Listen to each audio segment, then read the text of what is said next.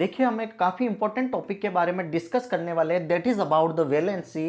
संयोजकता वास्तव में है क्या? तो वैलेंसी का अगर सिंपल संयोजकता की डेफिनेशन कहता है कि measure of its combining capacity, या तो डेफिनेशन ये मान लो, या फिर कितने इलेक्ट्रॉन लूज कर सकता है, कितने इलेक्ट्रॉन गेन्स कर सकता है, वो भी उसकी वैलेंसी के अकॉर्डिंग डिसाइड होता है। तो इसके लिए आपको एक वैलेंस इलेक्ट्रॉन का नॉलेज होना जरूरी है। वैलेंस इलेक्ट्रॉन का आपको पता होना जरूरी है। अगर आपको ये चीजें पता है तो आप डेफिनेटली वैलेंसी वगैरह को आप डिस्कस कर पाओगे। तो हम यहां पर अब डिस्कस करेंगे कि what is the valence electron, valency संयोजकता कैसे कैलकुलेट करते हैं। तो इसके लिए सबसे पहले आपको किस चीज का पता होना चाहिए, दैट इज एटॉमिक नंबर। आपको किसका? एटॉमिक नंबर का पता होना चाहिए। एटॉमिक नंबर ही आपको पता नहीं है तो आप किसी भी एटम की वैलेंसी को आप फाइंड आउट नहीं कर सकते हो। तो आपको सबसे पहले इसके एटॉमिक नंबर का पता करना पड़ेगा। क्लियर है यहां तक? Okay, now come to the second term, that is the electron की फिलिंग कैसे होगी। जो फॉर्मूला है ना 2n², इसका भी नॉलेज होना जरूरी है। n की वैल्यू 1 2 3 ऐसे रखते जाओ। क्लियर है यहां तक? यहां तक क्लियर है? ओके। अब आपको पता है कि सेंटर, किसी भी एटम के सेंटर में क्या होता है?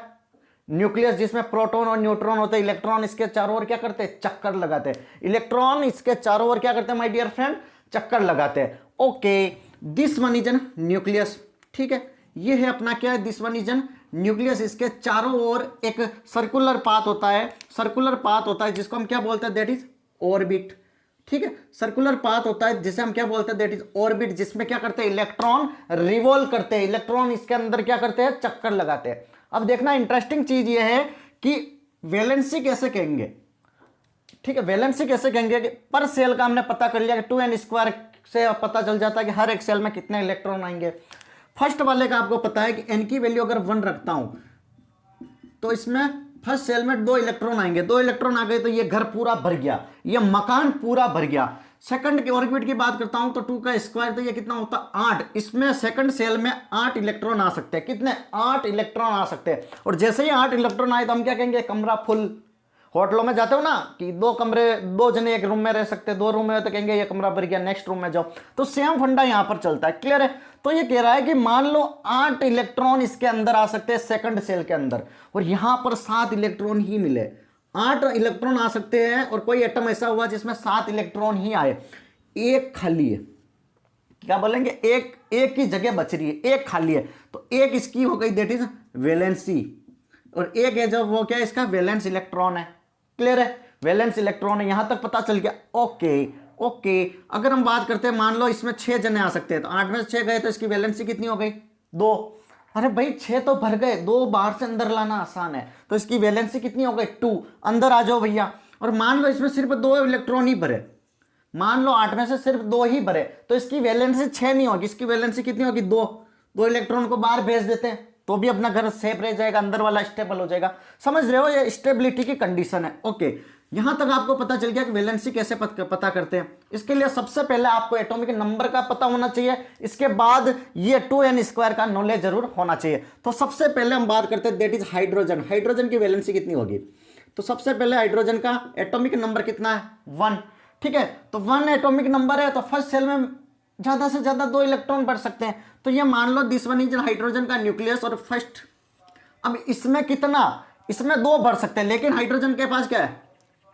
एक इलेक्ट्रॉन है। इलेक्ट्रॉन कितना है? 1 है, तो इसकी वैलेंसी कितनी हो गई? 1।